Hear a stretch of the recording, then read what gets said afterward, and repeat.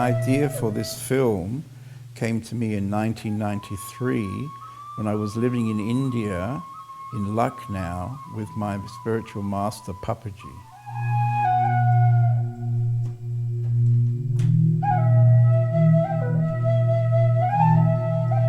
One day I was sitting in my garden and I felt an inner message telling me to go and catch the great Indian masters on film before they passed away. At that time, I had no equipment or skills, and I had no idea how to make such a film. But at the same time, I was very touched by the idea, and I must have kept it for a later date.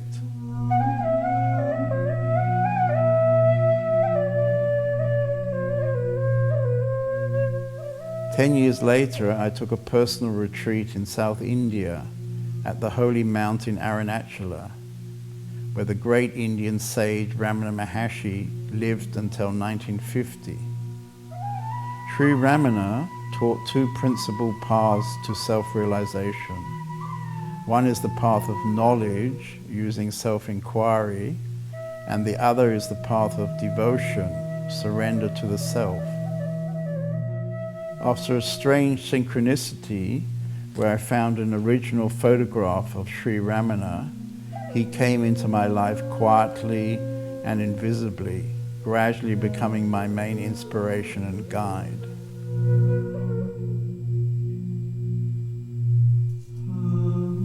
While reading about him, I found that some people think his greatness comes from the fact that his mind had been destroyed, that he spoke from the self like a wireless.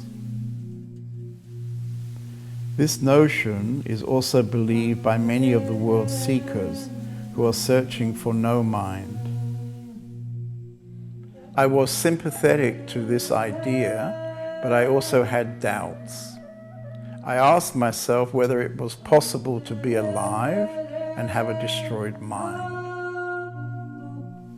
So finally, years after the initial message, this question gave me the push to get a camera and start the first of many journeys through India, interviewing the old and not so old masters.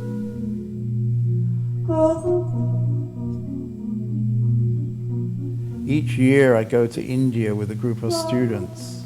So over the years we visited the masters and made the interviews. I had no idea about who I wanted to interview, but just followed advice and information which came my way.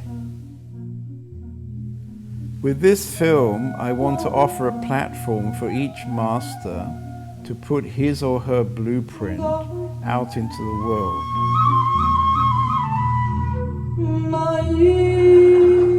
Ready? Come. Of course, each person's spiritual journey is unique, and there is no actual blueprint.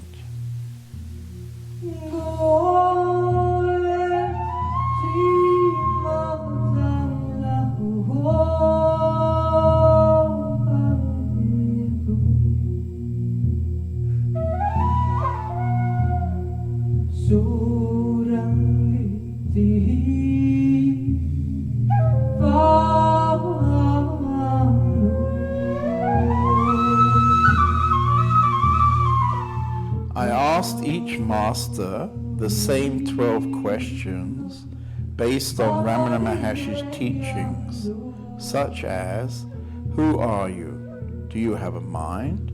How do you perceive the world?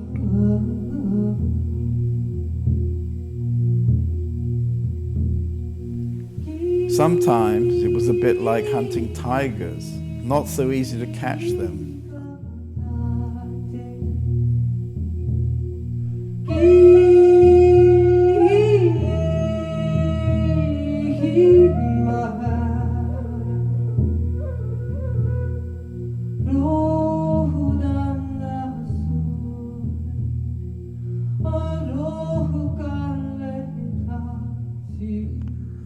Before we start the questions, I understand that you have something to say about this title, Blueprints. Yeah, blueprints can't be made for awakening because there are no blueprints available. That's the beauty of it. The moment you make the blueprint, see, you are freezing it. You're freezing the moment.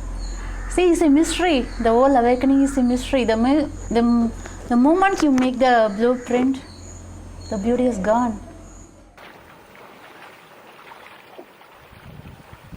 Ramana proposed the fundamental question, who am I? Who are you? The self that obtains during my happiness, during the experience of happiness, is the desired self, desirable self. That's what I want to be. The same I am which has raised this question.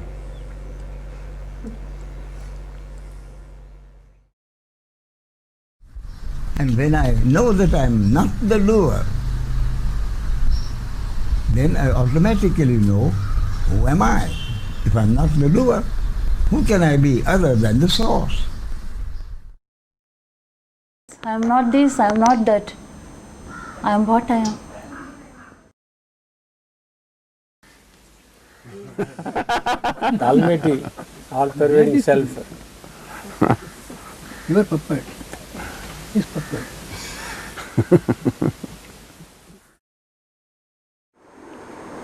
I don't know.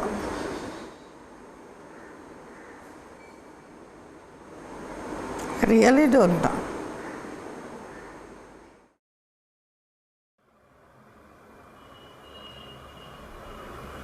The right answer is silence.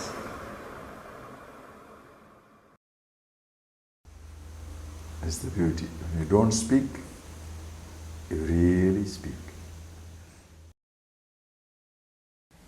ಅದು ಮೂಲವಾದ ಪ್ರಶ್ನೆ ಹೇಳ್ತದೆ. Is it the fundamental question?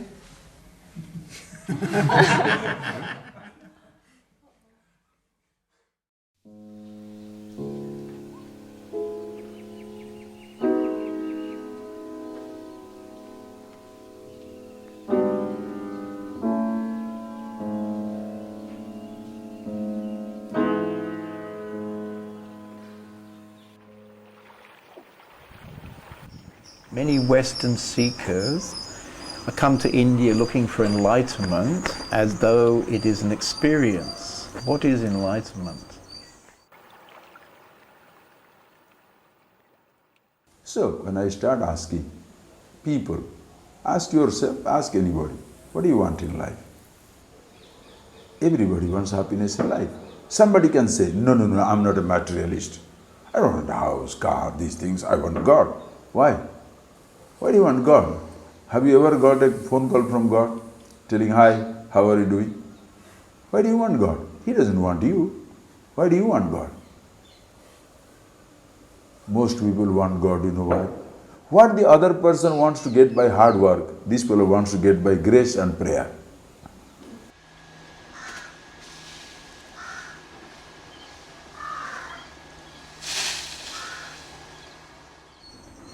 See, always this mind wants something higher. If you go to the material world, it wants to be rich.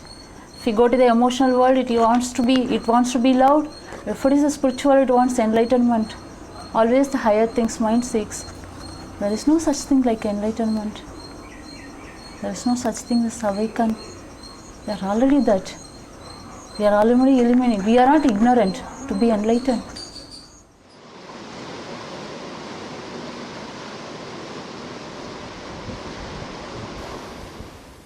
So it's not something to be obtained from the outside.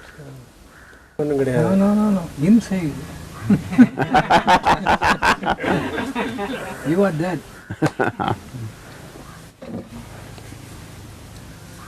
அது கொடுக்கறதும் இல்லை வாங்குறதும் இல்லை கிடைக்கிறதும் இல்லை மறைகிறதும் இல்லை. So there is no distance to achieve that. It is somewhere else, and we have to go there and get it. It is not like that. We don't seek experience. If you seek one more experience, then you have to interpret an experience. An experience is as good as you interpret it, how well you interpret it. We don't lack experience. See, one thing I'm telling you. See, I am seeing you, you are seeing me. This is one unit experience. In this unit experience, there is subject, there is object. This subject-object is opposed to each other. This duality. And this is going to be there all the time. If you resolve it for the time being, you don't become enlightened. You can resolve subject-object, in sleep it happens. So it can be resolved. There is no subject-object. That's all. The head is empty. Empty head is not enlightened head. It's a lightened head. Okay? It's an empty head. There is one which is the subject, which is also the object. That is enlightenment.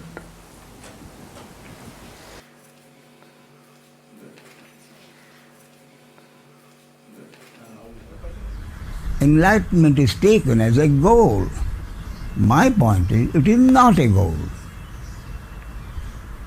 What do I expect to get out of enlightenment or self-realization for the rest of my life that I didn't have before? Why am I asking? Who is seeking enlightenment? I am.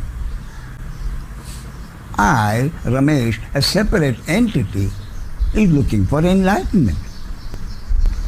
So having got enlightenment, the separate entity must ask himself, having got enlightenment, what will I have for the rest of my life that I didn't have before?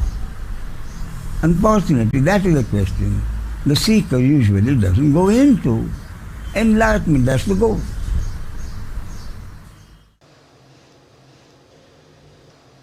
Enlightenment is, who is trying for enlightenment, he must be disappear. That is enlightenment. Such a short answer? Only one sentence. Enlightenment means who want enlightenment, that person must be disappear.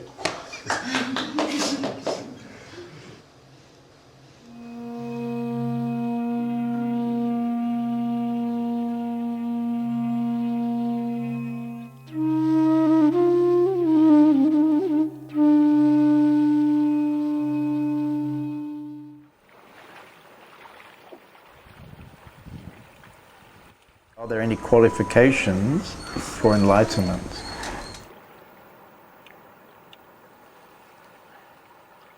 Qualifications? What qualifications? You need to be alive, that's all. The first requirement to be awakened, to be enlightened, is to be alive. To be alive like a child. Look at the child. To be alive like a flower, to be alive like a bird. Can you do it? How can you be alive? Unless you just totally be free from that whole dead past. Unless you are available to now, this very moment. If you connect here, then you are alive. To be alive means to be bubbling with life inside. With all the problems, with all the pain, there is a dance inside, there is a song inside. That is to be alive. To be spontaneous.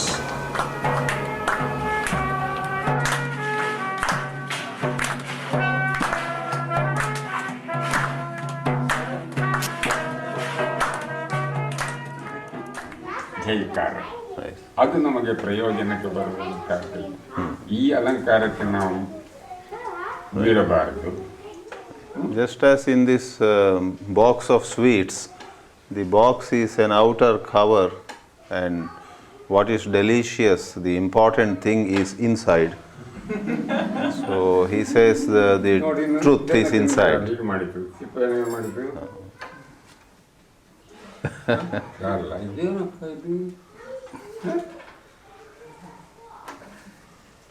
We should throw away the skin. ಇದರಲ್ಲಿ ಒಂದು cover ಉಂಟು.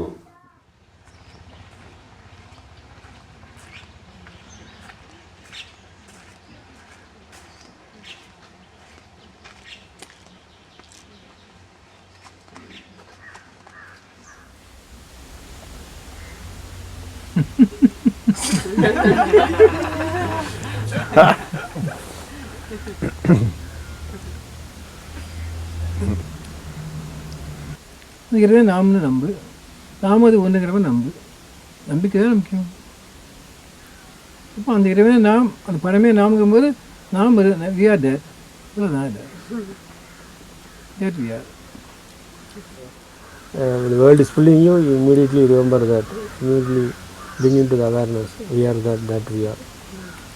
We are not different from the Lord, we are not different from the Almighty.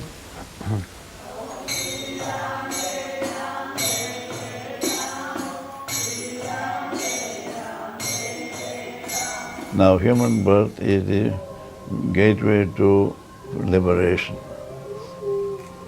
Now, having taken birth, we are also endowed with intellect. Using the intellect, we find that there is something higher than what the world can give us. We can get only happiness depending upon certain conditions, and that happiness is always followed by sorrow. Now, our intellect tells us there must be something more than this, eternal happiness. And we start trying for it. That is the occasion, that is the turning point in our life to return home. Then the efforts to go back home begins. We come in contact with a wise man who knows the truth. He tells us how to go back. He asks us to meditate on our true being, or any other method that will lead us to our original home. In that process, we purify ourselves. Means our mind gets purified, all those desires are dropped off, all the effects of the desires are dropped off, effects of actions are dropped off, and mind becomes perfectly still. When it is perfectly still, we have a glimpse of our true being. And further effort to remain in that state continuously, we get established in that state, which is our real home, our own self. We go back as naked as we started from there. That is the condition, to shed all that you have earned during your journey. Then we are qualified to enter our home.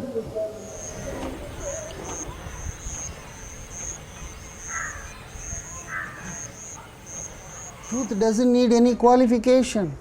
Maharshi gives this example when you go to a haircutting saloon, lot of hair, and then you want to rid of them, he has cut.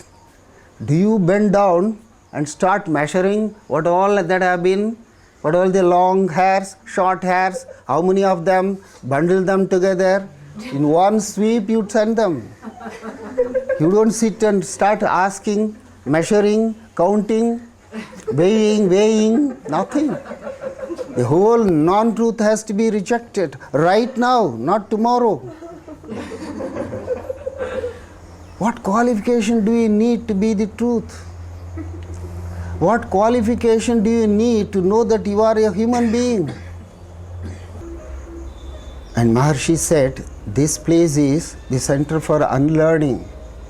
Whatever that you have learned, gathered in your brain, when you unload yourself, the truth dawns. No qualification is necessary.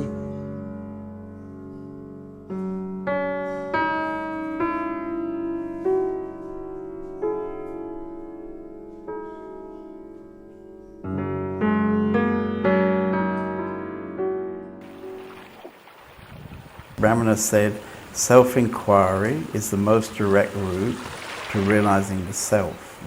What do you say about self-inquiry?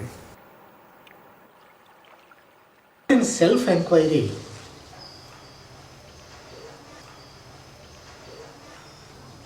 mind completely will be burned. In other methods, it is too difficult. In those methods, there is I thought is still remain. When you have tendencies, impressions, desires, habits, at that moment, if you question who am I, it is also one of the thought only. No use of question who am I. That question only to ripe persons, matured persons, not to all. It is not thinking, it is not doing, it is not changing, it is not concentration. You are questioning, who am I? If any thought arises, that is I. With the help of I is thought. So, how you inquire that I? No chance to catch that I. Who am I means we require very, very purity inside. Naturally, heartfully question, who am I?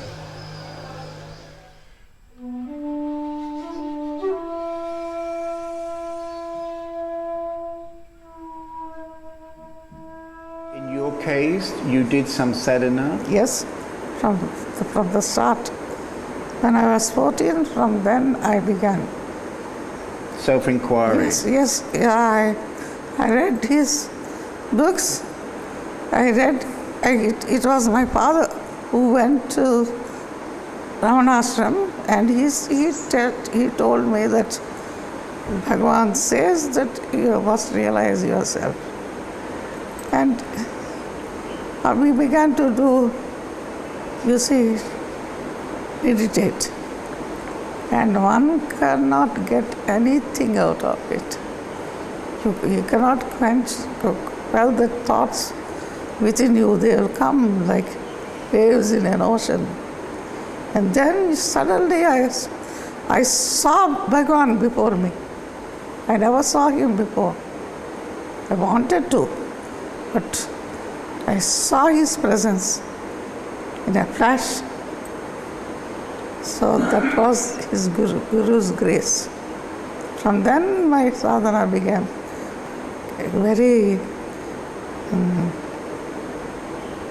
progressive.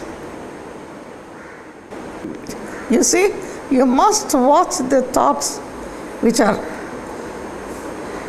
entering in your mind. So just think, who is thinking, for whom these thoughts arise. And just only, it is not a question.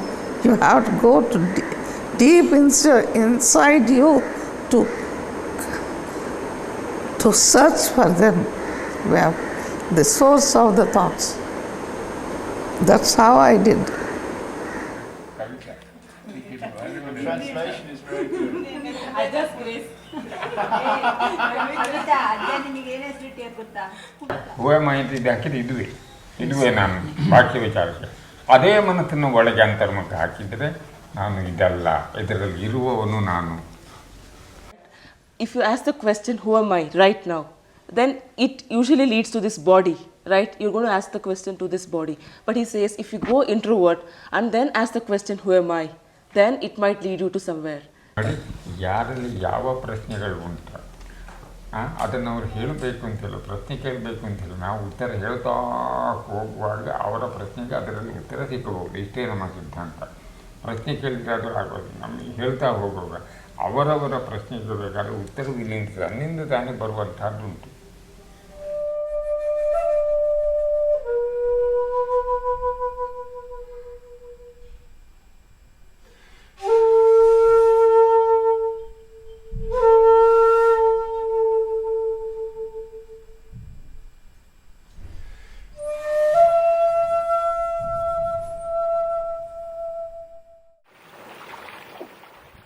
Ramana was asked, when will the realization of the self be gained?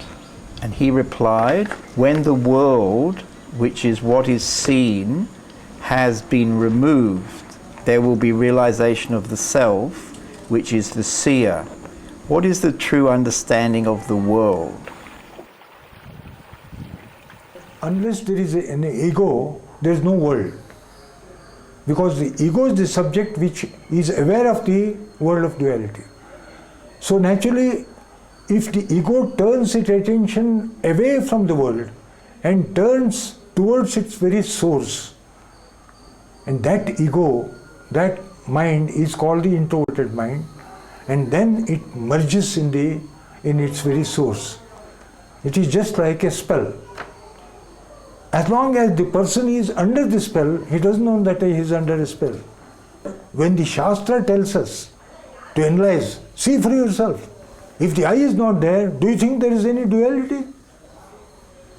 In other words, I is the very focal point on which the whole of duality is hinging now.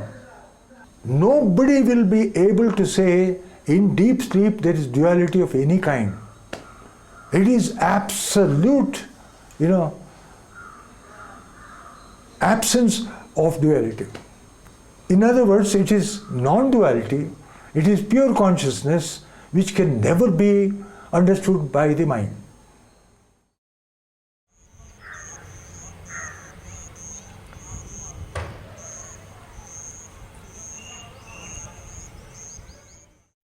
You see, when you are sleeping, are you aware of the world? When you're sleeping, no. No, then where is the world? Only when you awaken, the first thought will be that I have awakened, and you see, I must do my work. Then the thoughts begin to arise. Otherwise, there are no thoughts at all in sleep. So you're saying that the world is caused by my thoughts? Yes, by you. By me? Yes. Yes. So how to remove the world is to remove the thoughts? Yes, I told you that the process of saying who am I and going deep into yourself. So by removing the thoughts, I'm also removing the world. Yes. Without thoughts, what is there? You are not there and I am not here, and there is no world. With the thoughts, you see, we need thoughts to live and act. Otherwise, we don't need anything.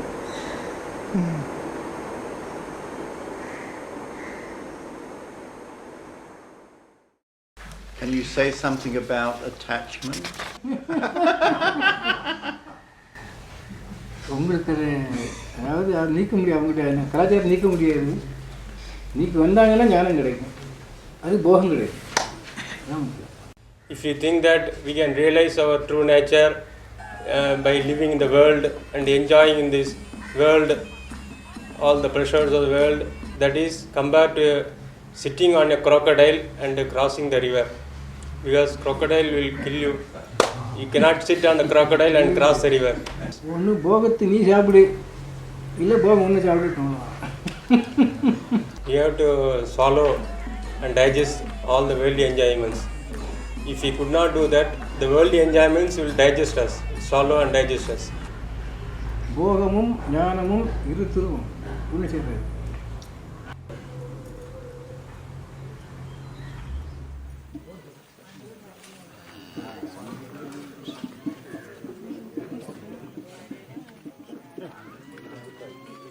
Creation is nothing but knowledge, is it not?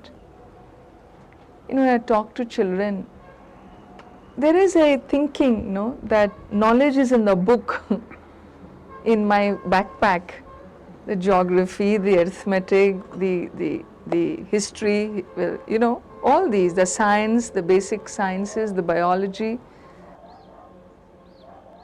It is a shift to understand that knowledge is not in the books. Knowledge is right here. Knowledge is in the creation. All that is here is knowledge. This tree grows in intelligence. There is knowledge manifest here. Creation is omniscience. If creation is omniscience, then there is no entity separate from the creation called God. Omniscience is God. Creation is omniscience. Therefore, creation is God. All that is here is God. All that is here is intelligence, the presence of intelligence. In this breeze is Ishvara, is the Lord. In the air we breathe is the Lord. There is right amount of oxygen. There is right amount of carbon dioxide that comes out. Everything is balanced. There is right amount of temperature in the body. And therefore, everything in and around is nothing but knowledge manifest.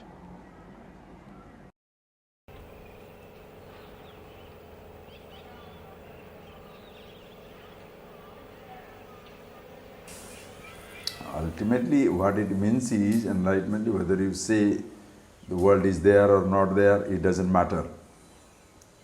Because that the world is there is not a problem. Please see that. That the world is there is not a problem. That I am there is a problem. Right or wrong? That the body is there is not a problem.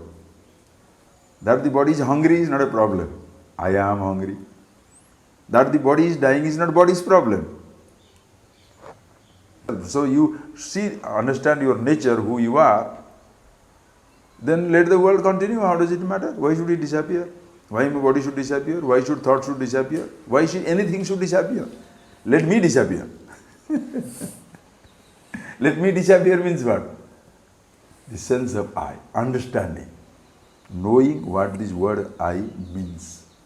It's a very one-pointed statement. It's only one word. That is why when you understand one word, all the words simultaneously explode. Everything is understood. That is why you don't have to throw your roles, you don't have to change your body, you don't have to change your religion, you don't have to change your belief, you don't have to change anything, you don't have to dismiss the world. Let it be exactly as it is. I play, work out.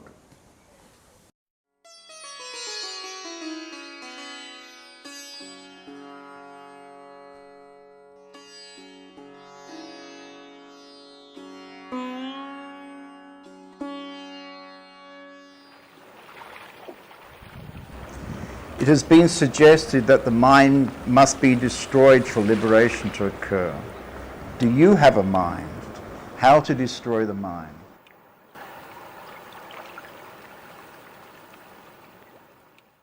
The world is, if it is real, it cannot be destroyed. If it is not real, it need not be destroyed. See? Suppose I say the world is to be destroyed, you will be trying to destroy the world and you will find you cannot destroy the world.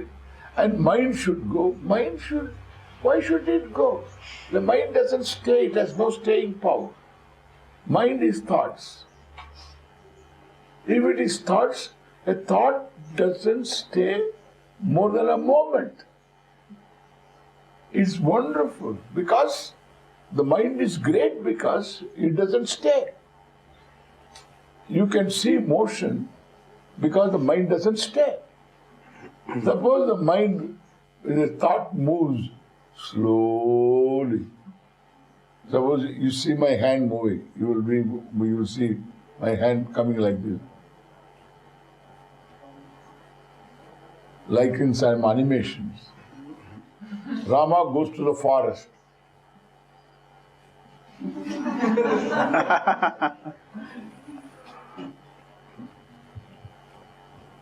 See the smoothness.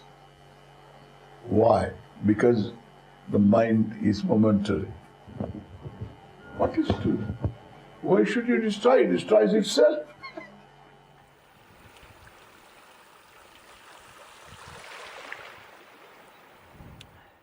But about mind, my understanding is the mind cannot be destroyed. If Ramana Maharshi said the mind must be destroyed, then his understanding is the same as mine, which is the mind cannot be destroyed.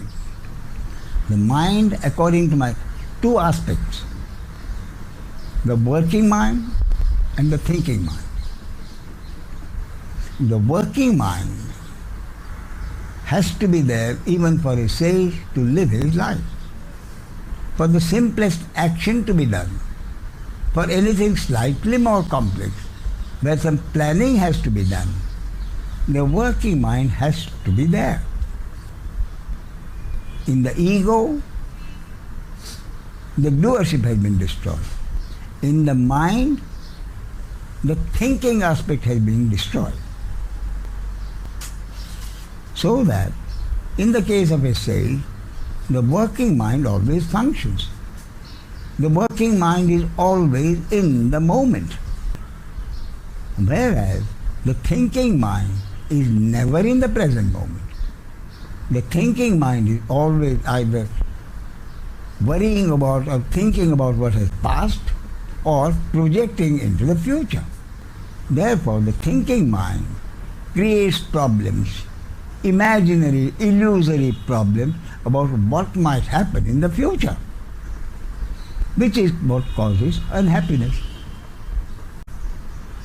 So in the case of a sage, he is only concerned with what happens in the moment and is not concerned what happens in the future. Why? Because one of the total acceptances of everything is happening means whatever happens in future, no one is to blame. My understanding is that Ramana didn't actually say you have to destroy the mind. He used the word mononasa. Mano is mind, nasa is destruction. Mano nasa, what is to be destroyed? Not the working mind.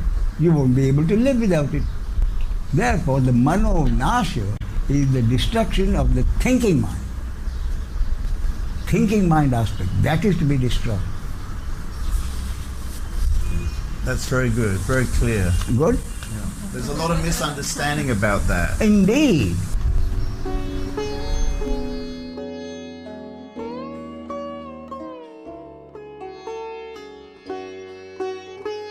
Mind has power like one star in the sky, shining, one star. And consciousness or awareness is like a sky.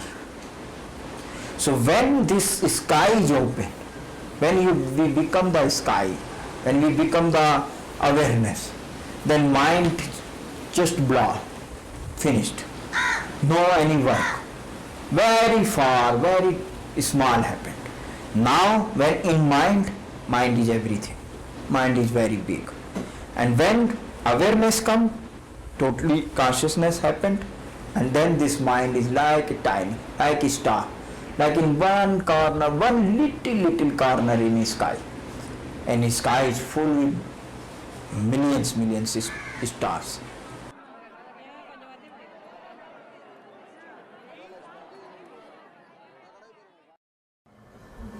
This is the question people are asking, how to destroy the mind. And the question is asked by the mind itself. The mind wants to destroy the mind. This is the game of mind, understand this. This is the most misunderstood statement by the people. Functionary mind is the mind created by the existence or the life itself for a temporary time to function. And for that there is a functionary ego also, which is also a demand, a necessity of the life. You cannot live without the mind and without the ego. For responding, for functioning, for acting, you need a mind, you need an ego. But that has to dissolve the moment the function is going, finished. We create a permanent mind because we create a desire which is not connected to the demand of life, but which is something in the future. The life demand is now, in the present.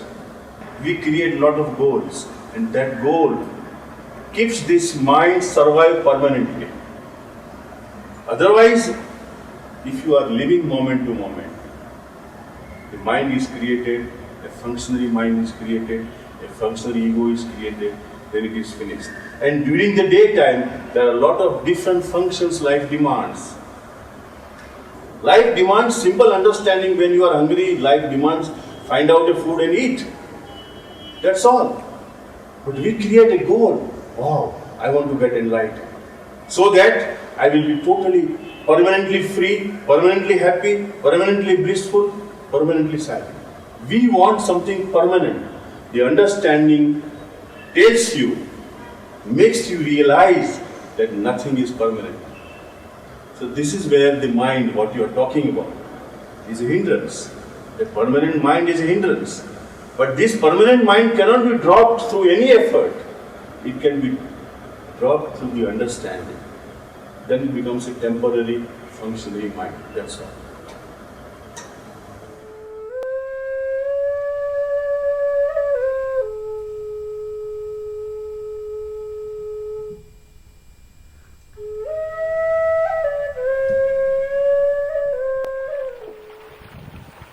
What about vasanas, the tendencies of the mind?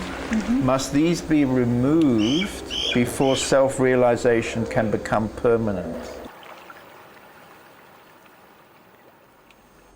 An ego without desires can never be found. Ego is always a bundle of desires, so to say. And if you analyze the ego properly according to the Vedantic Shastra, it's a bundle of desires. And these desires, when they become very powerful, they prompt you into action, because it is desire towards acquiring something from the outside world.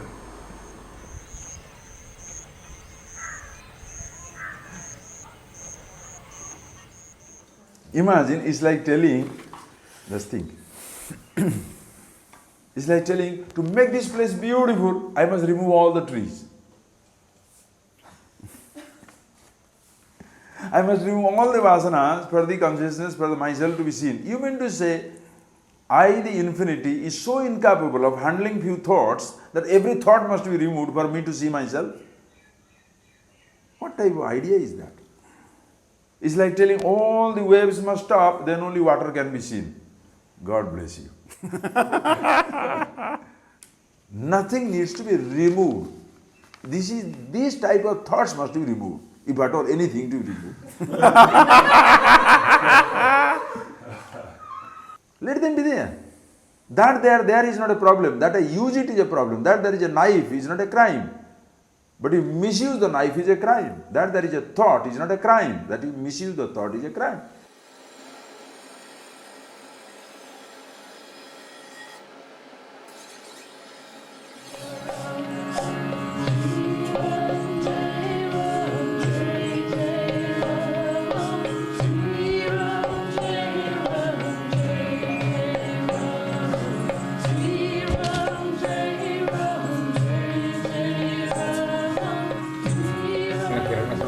ಮೇಲೆ ಬೀಳ್ತಾ ಒಂದು ಅಸಂಖ್ಯಾತ ಕಿರಣಗಳು ಅಲ್ಲ ನೋಡು, ಈ ಎಲ್ಲ ಕಿರಣಗಳು ಹೋಗಿ ಸೂರ್ಯನಲ್ಲಿ ಕೇಂದ್ರೀಕರಿಸಿದಾಗ ಸೂರ್ಯನ ಏನಾಗ್ತಾನೆ ಸ್ಫೋಟಾಯಿತು. ಅದೇ ರೀತಿ ಬಾಹ್ಯ ವಿಚಾರಗಳಲ್ಲಿರುವ ಮನಸ್ಸನ್ನು ನೋಡು ಅಂತರ್ಮುಖ ಮಾಡಿ ತನ್ನ ಮೂಲ ಸ್ಥಾನದ ಶಕ್ತಿಯಲ್ಲಿ ಕೇಂದ್ರೀಕರಿಸಿದಾಗ ಶಕ್ತಿ ತನ್ನ ಸ್ಫೋಟವಾಯಿತು. ಇದೇ ತಮಸ್ಸಮಯ ಎಂಬ ಸಿದ್ಧಾಂತ. The same, likewise, in our heart, when all the thoughts are focused at the center of our heart, the expansion, then there will be a bang. And he's suggesting this is a moment of self-realization? Yes. Like, aha.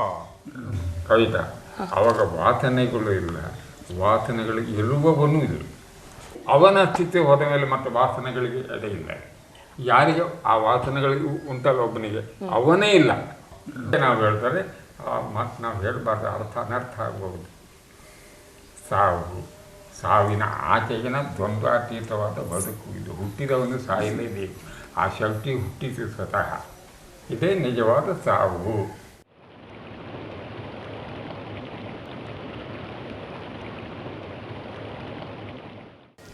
Can you say something about those tendencies? Tendency means every thought leaves an impression.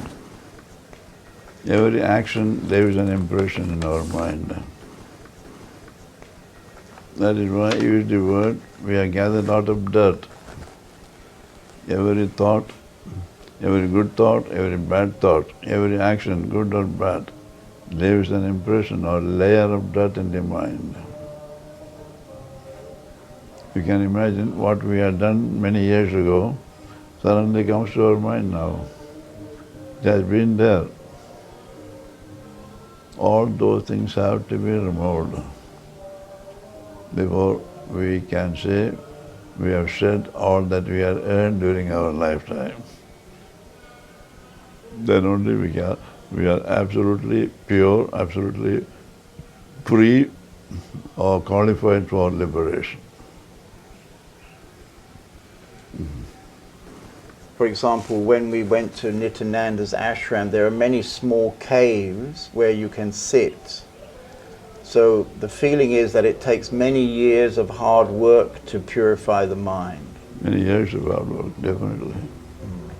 Well, it depends upon how much we had gathered, how much dirt we had gathered. In some cases it is not difficult because they have not gathered much of a dirt. When the dirt is like a mountain, it takes a longer time.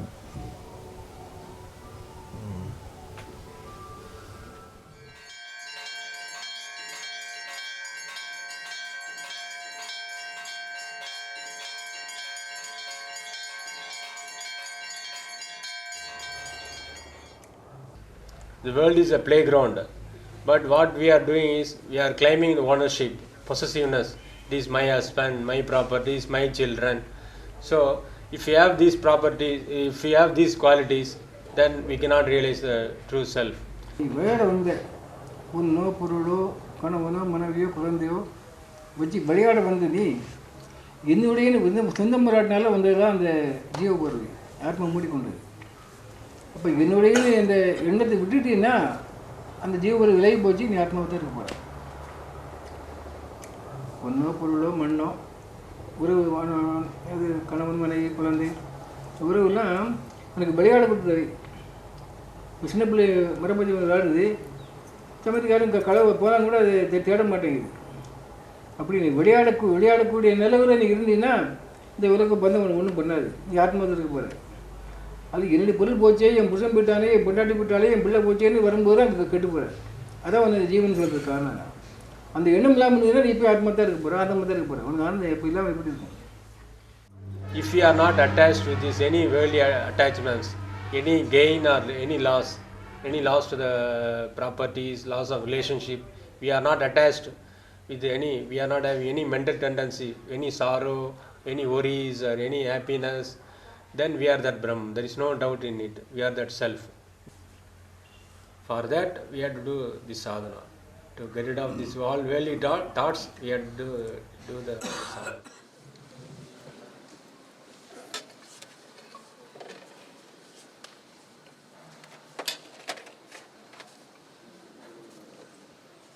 tendencies of the mind, they are coming from previous births. Suppose if you do a work, we expect result. Generally, if you do a work, we expect result. Then result will come. We enjoy it.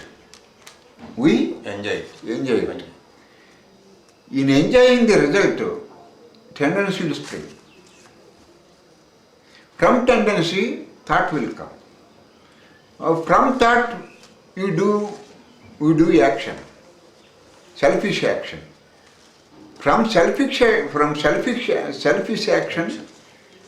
from body bound action, from mother thought action, tendencies will come. If you enjoy the result of our action, whether it is good or bad, if you enjoy the result of our action, certainly tendencies will come.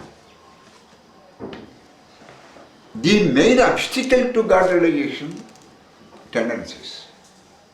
The tendencies must be eradicated, must be removed. There is no compromise here. Must be removed to get to God realization. If you are always thinking about vasana, you do not overcome vasana.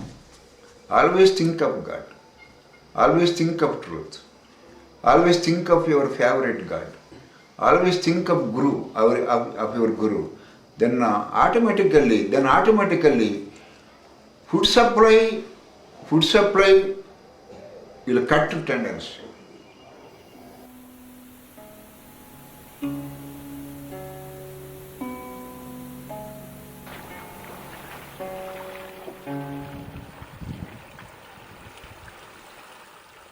At the end of his book, Self-Inquiry, Ramana mentions Jivan Mukta as the enlightened state. Are there stages of enlightenment?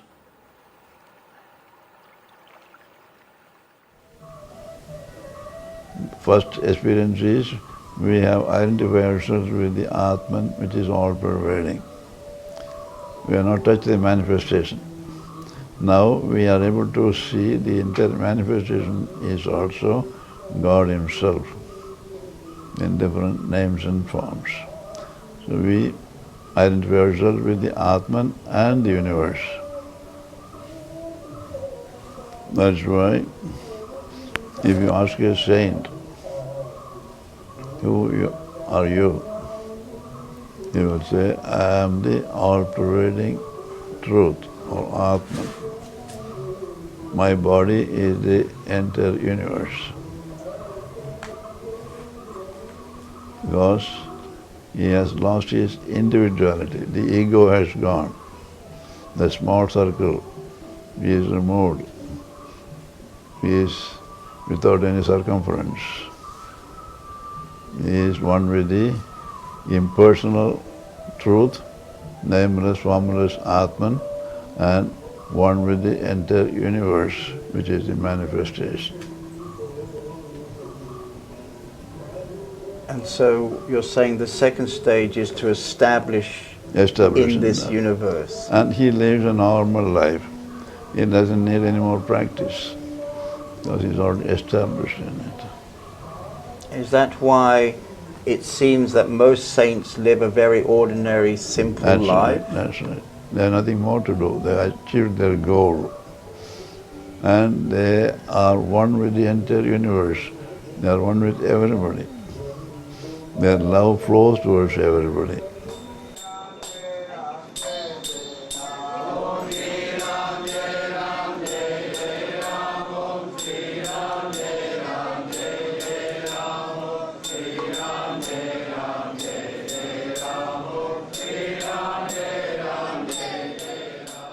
I don't believe in these stages. You are that. There is a stage in the self. Who can create stages in the self? I don't want to ridicule the books or what the authors, I don't know. But that's what I feel, there is no stages. That's what the truth to me is, there are no stages. Then somebody will say there are 100 stages, you walked only 4 stages. Then Ramana has to walk rest of the 96 stages, right? So who fixes the stages here? There are no stage. Either you are the self or you are not. Either you are in the mind or you are not in the mind. That's it.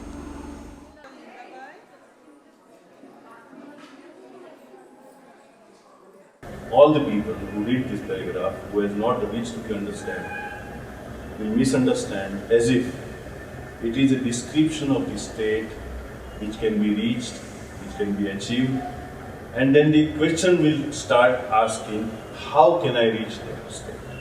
How can I become Jivan Mukta?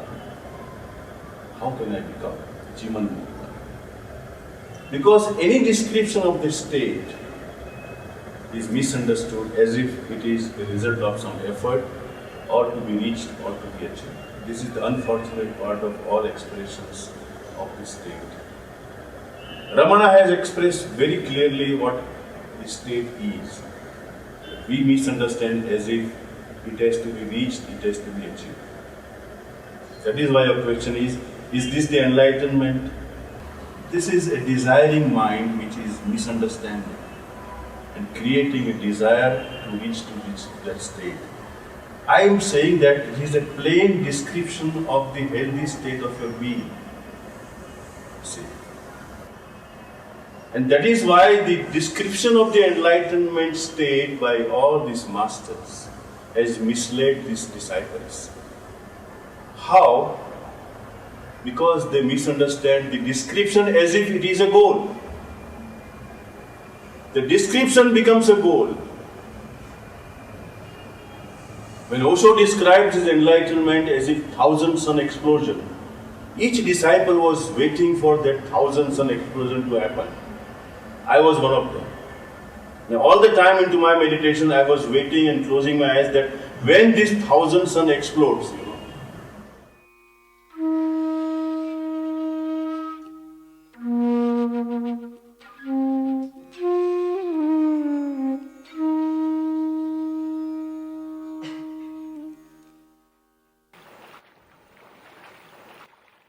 It appears essential to meet a guru and to stay with that guru. Who is the guru? What is the guru's role? How to recognize a true guru?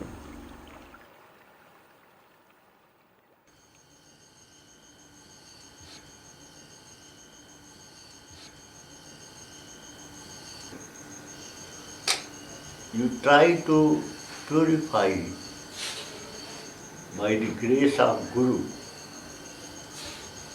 You can't purify himself and lady herself. You have to take help from Guru. And if you have utmost demand for realization, you will get Guru.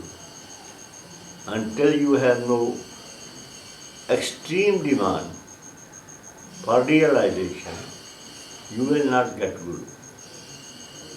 When you get Guru, he will open your heart. And love will open. Heart is universal. And you will see everybody his own. Until you have to go inside and you see inside your ego, and that ego will go by the grace of Guru, by the help of Guru. You can't put out that ego with own effort. You have to search first Guru. Then you will get realization, peace, love. Just like a dirty water connected with gauges. Gauges automatically purify that water. Understand? Gauges will not come to dirty water. Dirty water will connect gauges. if you have extreme desire to realize, your Guru will come, Guru will meet you, and he will give you peace. He will open your heart.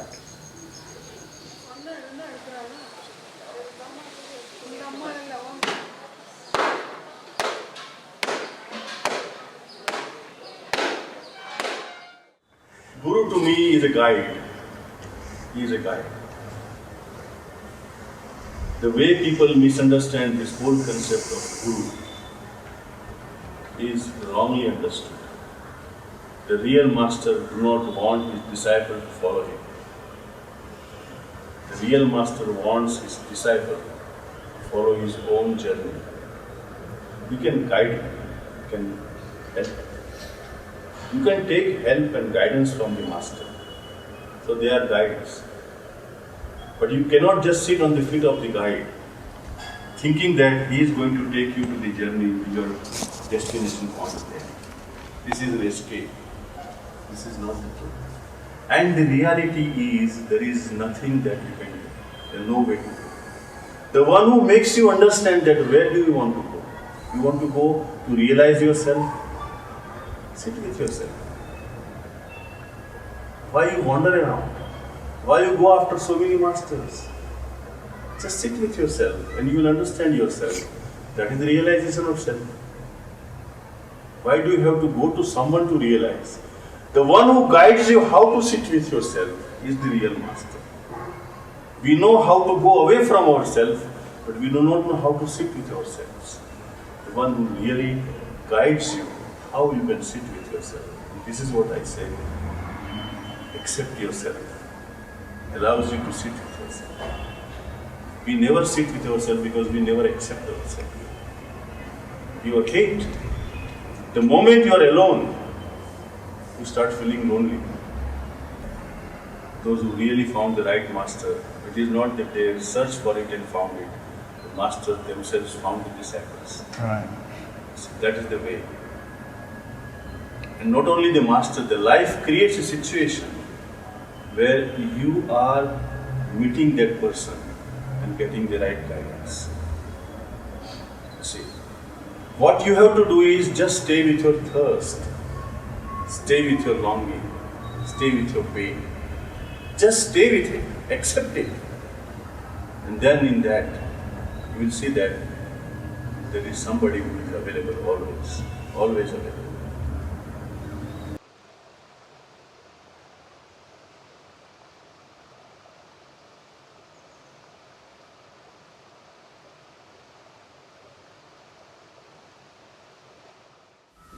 என்ன இப்போ இந்த 2 பூமி இருக்குது, இந்த இடத்த வாங்கியிருக்கலாம், ஜலம் சாப்பிடணும், தண்ணி வேணுங்கிற மாதிரி இந்த இடத்த ஒரு தோன்றான், ஒரு முக்கால் தோன்றான், தண்ணி கிடைக்கலை, இன்னொருத்த வர்றார், அங்கே தண்ணி விட்டு சுற்றி காட்டார், அங்கே தோன்றான், அது நேரம் தோண்டி முடிக்கிறான், ரொம்ப கலைஞ்சி போகிறான், இன்னொருத்த வர்றார், இங்கே நீர் விட்டம் இல்லையா, அங்கே இருந்து காட்டார். இப்படி சுற்றி சுற்றி காட்டும்போது இப்போ மாஸ்டரோடைய பார்க்கும்போது கொஞ்சம் சொல்கிறாங்க, தண்ணி சாப்பிடுறது இல்லையே, ஒரே இடத்துல ஜானுக்கு வேணுங்கிற மாதிரி தோண்ட ஆரம்பிச்சேன்னா அது கண்டிப்பாக தண்ணி கொடுத்துரும். நம்பிக்கை வரணும். You should pray to the Almighty, please show your compassion. I want to go deep into the teaching and I want to absorb all the teachings. I want to experience and practice it and experience it. Make this my own experience. And if you pray to the Lord and dig one well, then you will definitely get the water.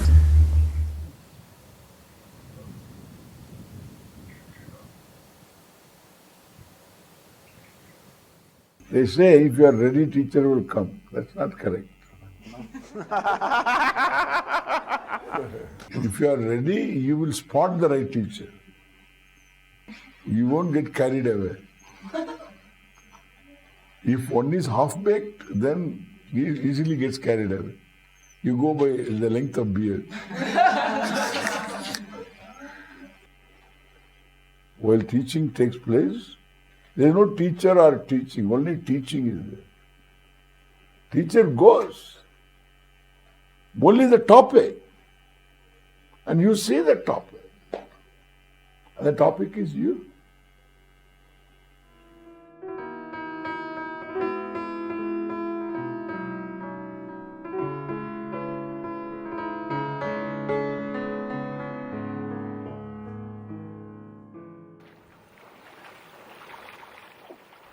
Ramana's devotees had tremendous devotion to him and he to Arunachala.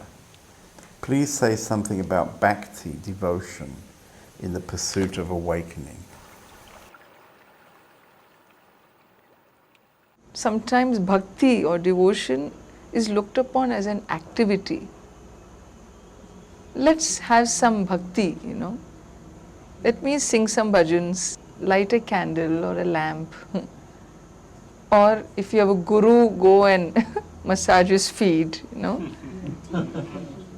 Imagine 25 disciples, each one wanting to massage the feet. Guru become a pulp, his feet become a...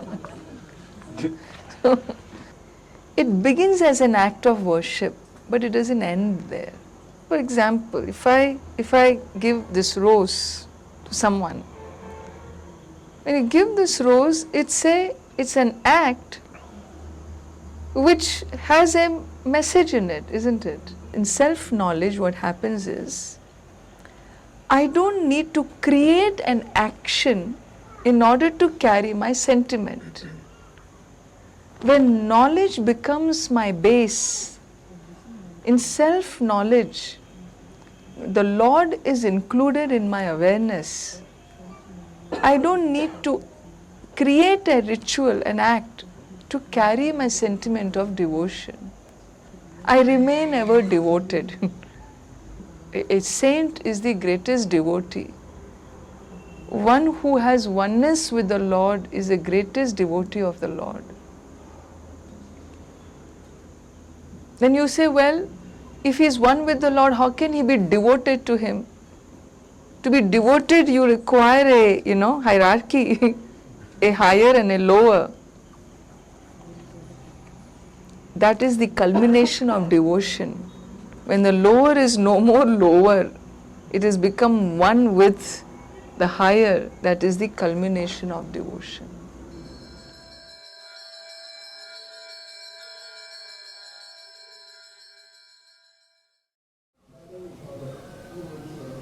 If you ask, what is devotion? Yeah, what is devotion? Here, our master has taught us, devotion is one of the simplest and the safest way to return home. In the beginning, we see the divine or the Supreme Being as separate from us, because we have not understood that we ourselves are that. We think of him as a personality outside us, or as a power outside us, and give all our love and devotion to him. Then we come to understand that he is seated in our own heart. We are not different from him. And finally, we realize our oneness with him. So are you saying that in the beginning you must surrender to somebody, the teacher, the guru? To somebody, get guidance from the guru. Who is that guru? One who has become one with the Supreme Being. Because in the West we're a bit nervous to surrender to somebody. Surrender has a different meaning there. The surrender is defeat. If you use the word defeat, it is a defeat of the ego in us. The ego disappears. Accepting that I have no power, it is your power that has been working. And I have been claiming wrongly that I am responsible for it. So you're saying that when you deeply surrender to somebody, naturally the ego will fall away. That's right. Somebody means the Supreme Being. That power, he controls the entire universe. To that power we surrender.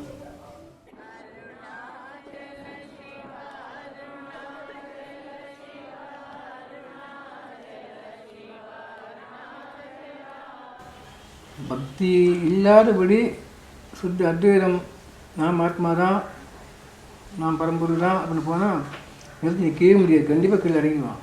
And can he suggest how we can create this foundation in the West? Because in the West we need a boyfriend or a girlfriend for this love. Yes. But he's talking of a different love.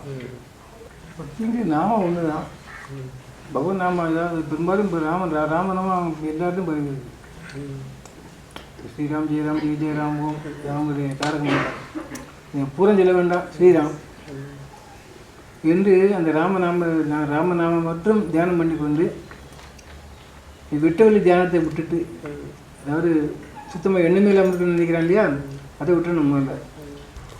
Because we have to live in this world, we cannot go to any mountain or any forest for doing sadhana. We have to live in this world and do sadhana. You are having that conviction that husband is given by God, wife is given by God, children are given by God, or God has come in the form of wife, God has come in the form of children. All the properties, all the business, everything, all the relationships are given by the God. நீ அவனுக்கு சொல்லாதபடி நான் தேவனேன் என்னால் ஆனதுன்னு வரும்போது அவன் தலைவிட்டு விட்டுருதான் பாட்டு இது கண்டிப்பாக அவங்க வச்சுக்கலாம்.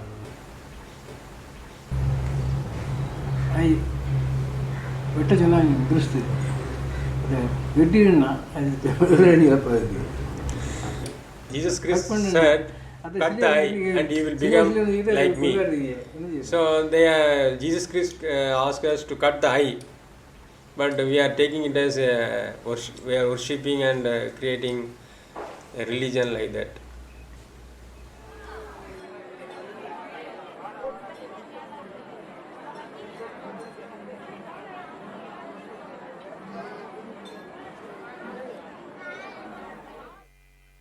Suppose I say,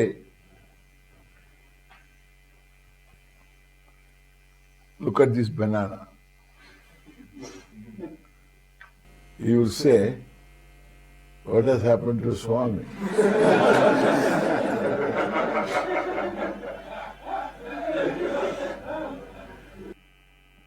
You want the Swami to be right, but you can't oblige your own thinking. Because Swami is not right. Why? I have no choice. You have no choice. You don't will this to be banana or orange. It is orange. Your will has no place. There is knowing. Will doesn't play a role in knowing. Eyes are open. Object is there in front, lighted properly. Sight takes place. If it is orange, it is orange. If it is banana, it is banana. And suppose I say, look at the bunch of oranges. For a change, okay? This is for a change. What choice do you have? You don't have a choice. And therefore you surrender totally to your eyes, correct? Your surrender, your Atma, ego, Manaha, everything is just at the altar of your eyes. This is what we say surrender.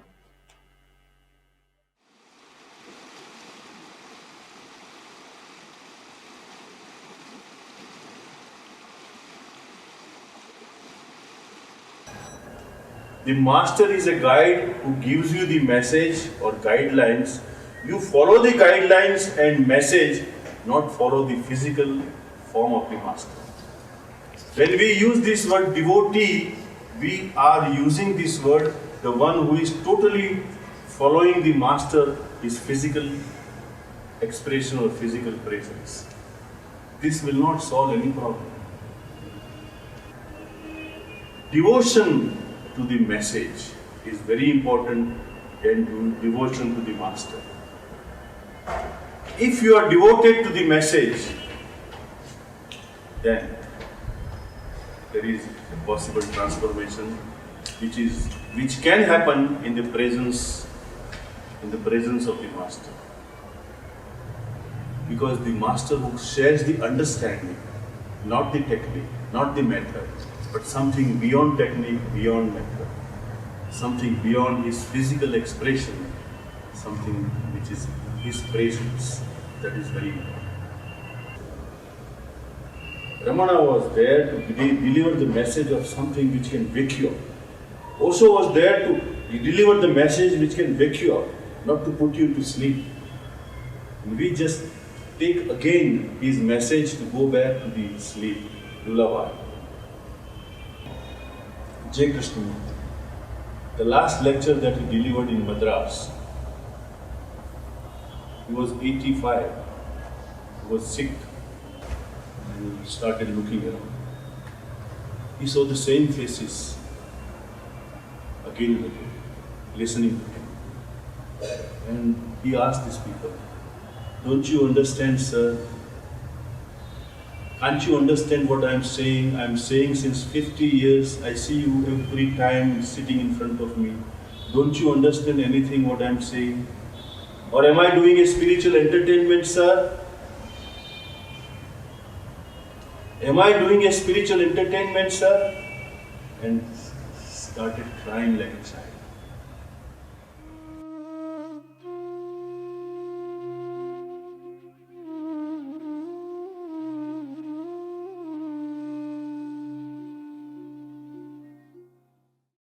Seekers often have a curious idea about the enlightened state.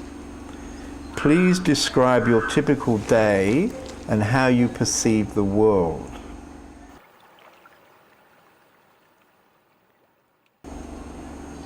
There's no others here. It's only I exist here, nobody else. Or if you want to be more in the worldly term, to be humble, I say God exists. I am God and you are God and everything is God here. If you don't like that, because this I is very confusing for most of the people. They say it's whether small I or big I. So we use the word God. God exists here. It's nothing else. It's single. There are no, many here. It's only one. It's God. There's no difference at all. I don't find any difference here.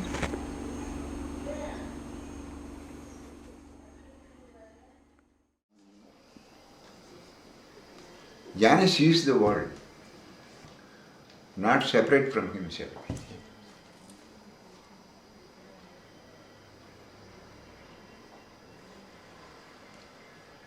No separateness from his realization from the world. No separateness. Jnana sees the world also as himself. What do you see when you look into the eyes of your people?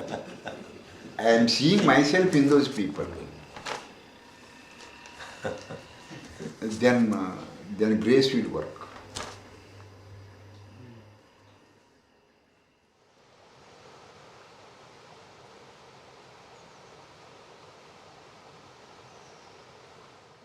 I feel like everybody. I don't feel I am something of a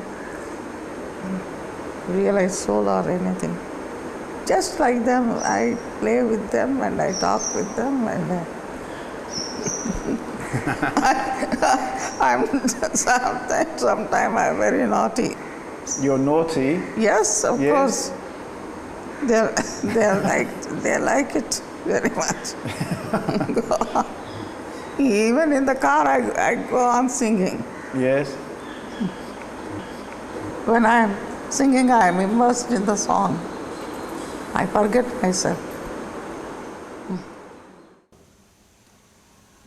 In Bhagavad Gita, Arjuna has asked what you asked me now.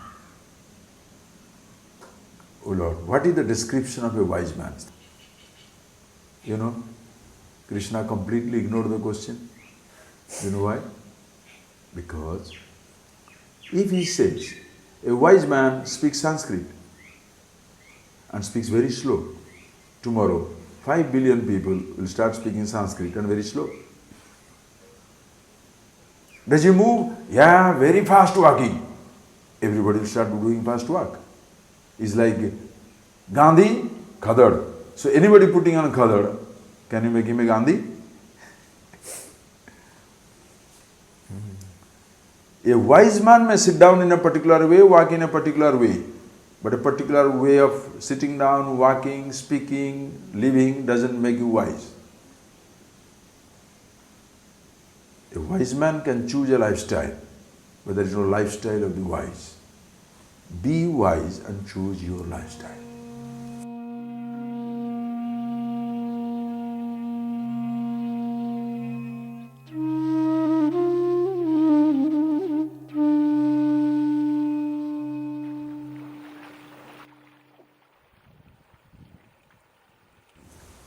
When you would meet someone with a passion for awakening, what would be your short advice?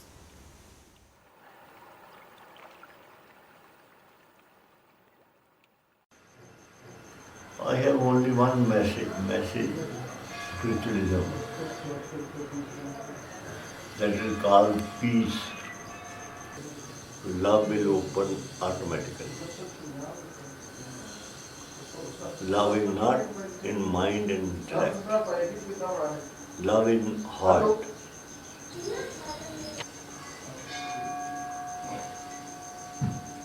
That is universal point. God is one. Ultimately, goal is one.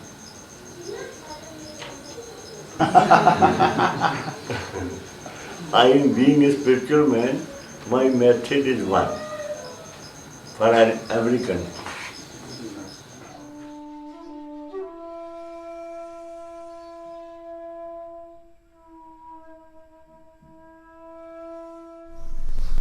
Do whatever you think you should do. And never expect any result. Do whatever you think you should do, as if you are the doer. Total free will. What is life? Daily, one situation after another situation. In any situation, what I do is I live my life as if I have free will. In any given situation, I live my life as if I have total free will, with a total understanding that I am not the doer.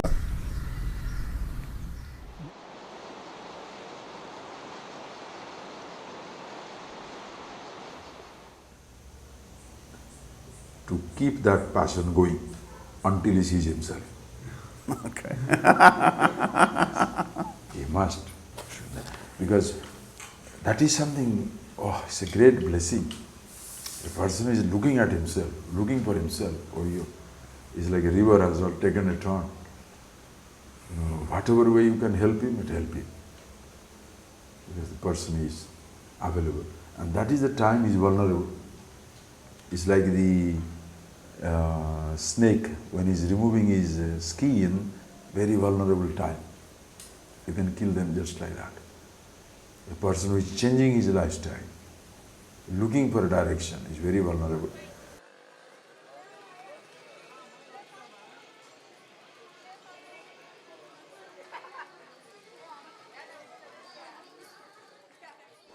If you are ready, it will come to you in a minute.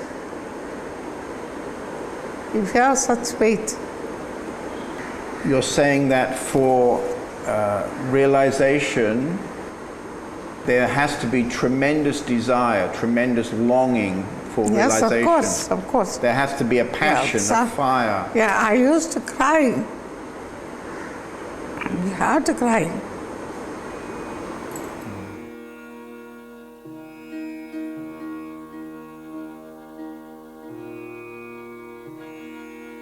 Spirituality is not just about healing.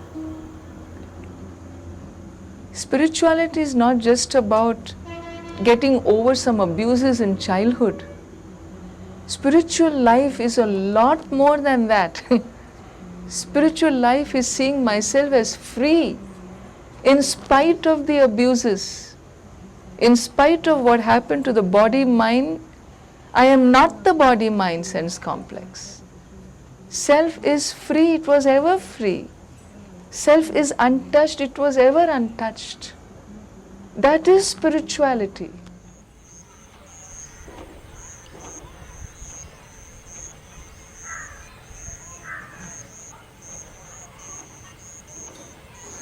And if you approach a person who is really a Shrotriya Brahmanishta, he teaches this is the correct method. And there is no question, there need not be any doubt that he will definitely deliver the goods, bring you that sense of conviction, after which you will never, waver, and you will never get any doubts also. That was the case, in my case, when I saw this teacher, I got it. I am convinced, and I need not seek anybody else's advice also. In fact, a stage has come when I can give advice to others. So such a powerful personality I came across. I was lucky.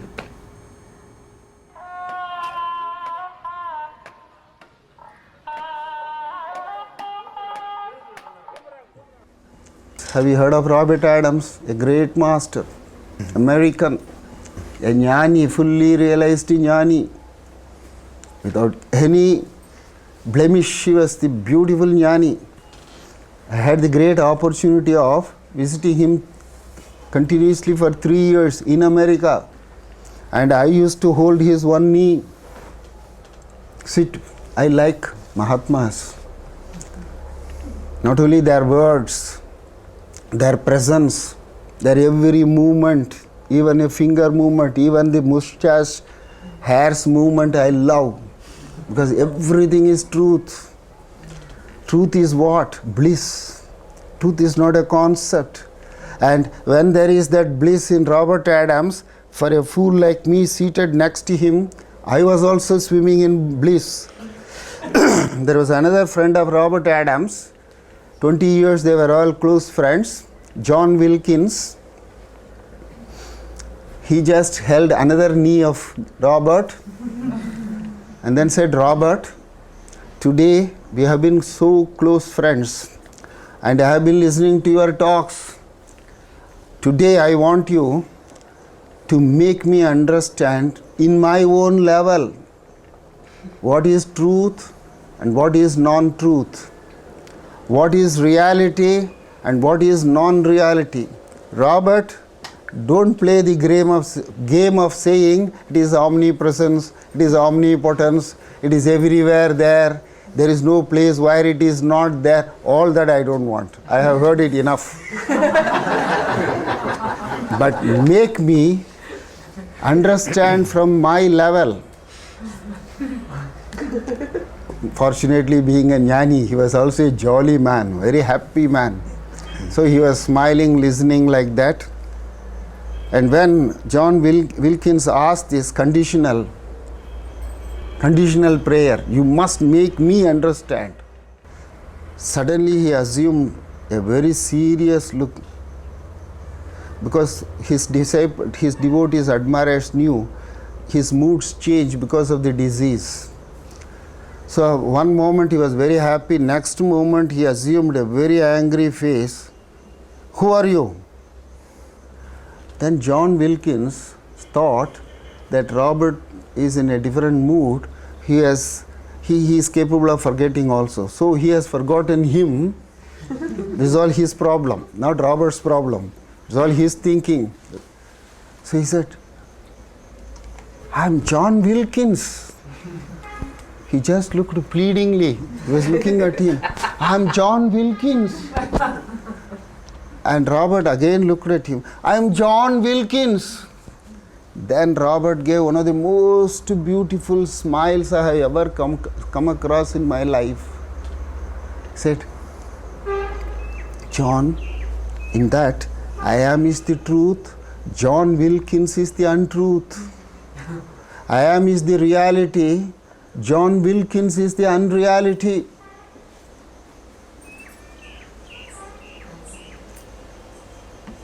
There were 70, 80 people in the hall. everyone went into samadhi.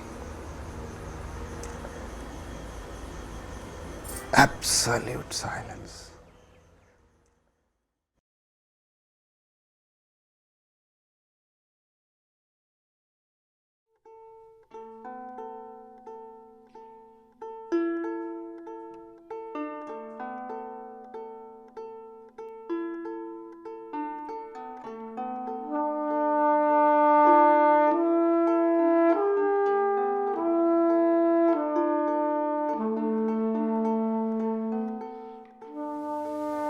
Each interview was a beautiful meeting in presence. The combined wisdom of these teachers was mind-blowing and has energized and nourished me in my work as a spiritual teacher.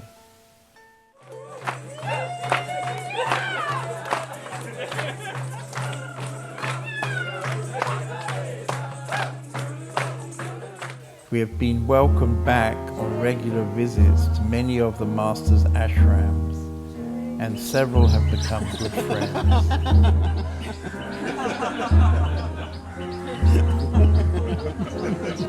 Some of them we are lucky to meet regularly at Arunachala Mountain.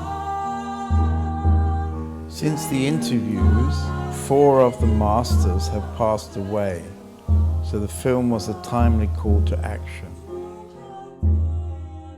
And several others are in their 90s.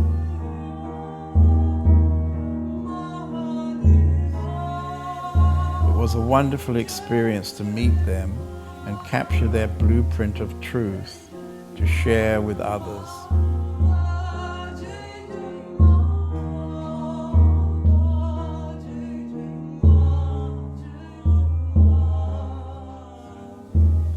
My profound gratitude to all the many people who helped me realize the original vision.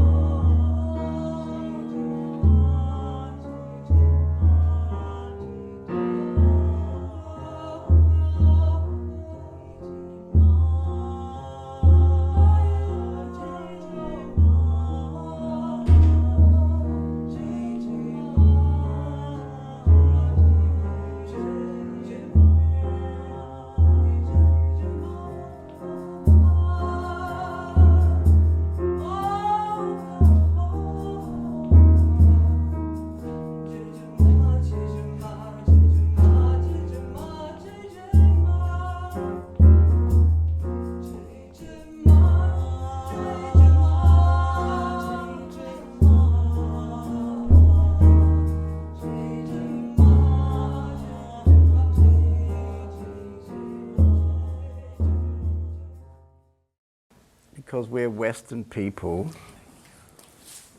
we don't have much time, and so we would like to awaken very quickly.